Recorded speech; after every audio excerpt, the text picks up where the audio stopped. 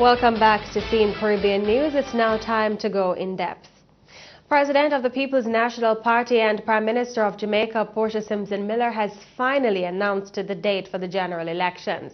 That date is February 25, while nomination day is February 9.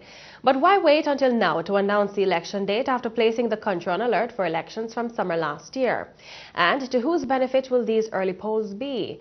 We discuss these and more with our guest, political analyst Troy Kane. Welcome to In Depth, Mr. Kane. Thank you. Welcome. Now, a People's National Party spokesperson says February 25 is the shortest possible time in which the elections could be called. Is this a wise move for the current government? Is what? Is it a wise move for the government? Does it provide what? Is it a wise move for them to call elections move in the shortest possible time, yes, as stated by Mr. Franklin? Yes, but I believe as far as the administration is concerned, it would be a wise move on their part in that they're coming from a situation near the end of the year. The previous poll to the current one, showed the two major parties at a dead heat. And for most of the year in the polls, I think the PNP has been lagging behind the JLP in the rankings in the polls. So when finally they have surged ahead by 4 points, albeit only a point outside of the the margin of error, they have seized the opportunity, and it is possible that you could see another poll before the elections are held. But for the time being, I think they are focusing on using the opportunity they now have of being ahead in the polls and being contented with their own achievements, clearly by the announcements and the speeches you have heard. And that is why the election has been called. And for that matter, you mentioned the time span between the nomination day and election day. It's at the very minimum, which is 16 days. Because she could have given at least another 7 days to 23 days the maximum.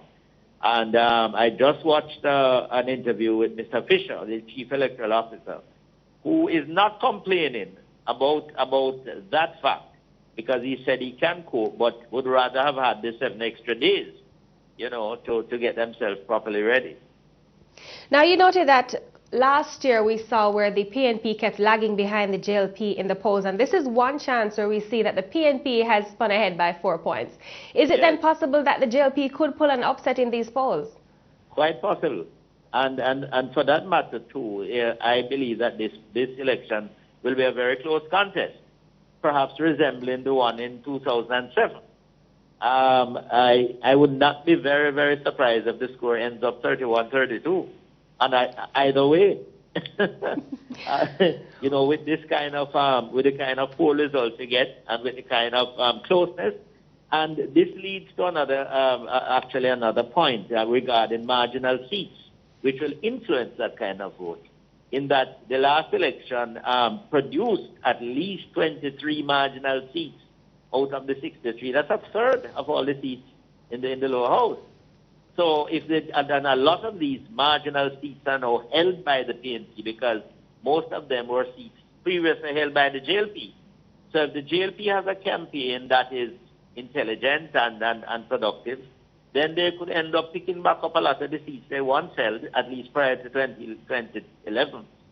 And that's when you get a very close contest or a shocking election result. Now, what of the PNP leader and her finance minister's presentations making the case for why her party should be re-elected? Well, I don't have a lot of details on their speeches, but the finance minister has been very confident about his performance, especially as it relates to his passing his 10 tests with the IMF and so on. And the JLP has tried to show that in spite of all these tests passing, this kind of achievement has not been filtered down to the ordinary person in Jamaica. There's really no general improvement in anybody's life. Poverty is at a high, and there's really no development, and there is no productivity. I mean, the administration in 4 years, with all of that announcement, is still struggling to have a 1% growth, and they have not even achieved that. So, the thinking voter, the thinking Jamaican that sit down and think of these things will channel the vote in the way they want to.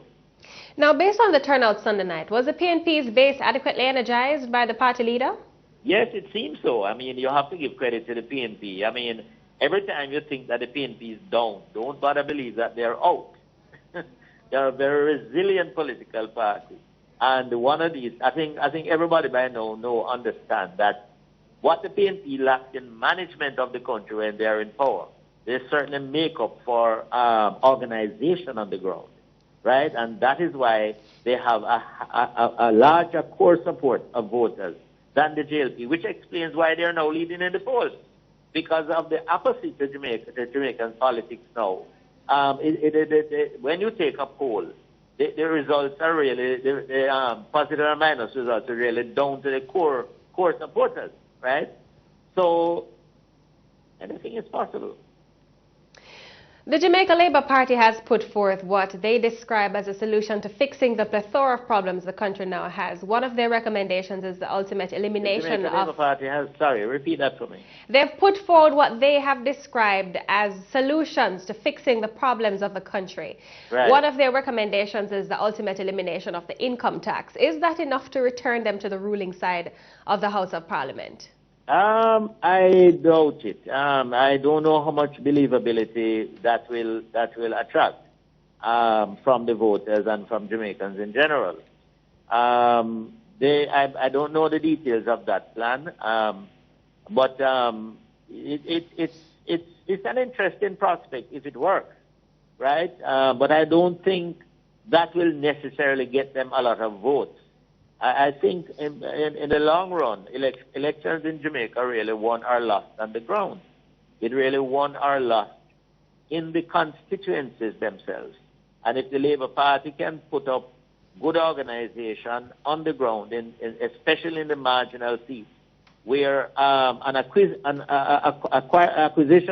of marginal seats that they have lost in the past can be added to the ones they now have, that is, I'm considering they don't lose any of the seats they now have, then they have a chance of being successful. If not, they're going to have a struggle, a very big struggle. Now, returning to the issue of them leading the PNP in the polls up to the end of the year, and now they lag behind by 4 points. What do you think contributed to this change? Well, to be honest with you, the lead, the big lead, which kind of started in November of 2014 in the very first poll, well, the JLP had sort of gotten that lead in my view, by default.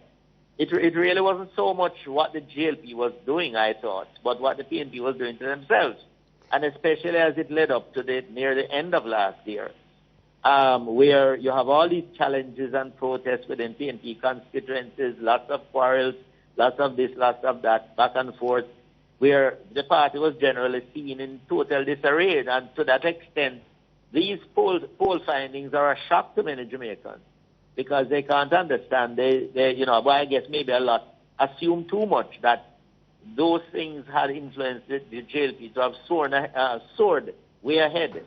But once the PNP got their show on the ground and their organization and all that, and once they have been able to energize their base, it's a different matter because, as I said before, they have a preponderance of support on the base rather than more so than the JLP.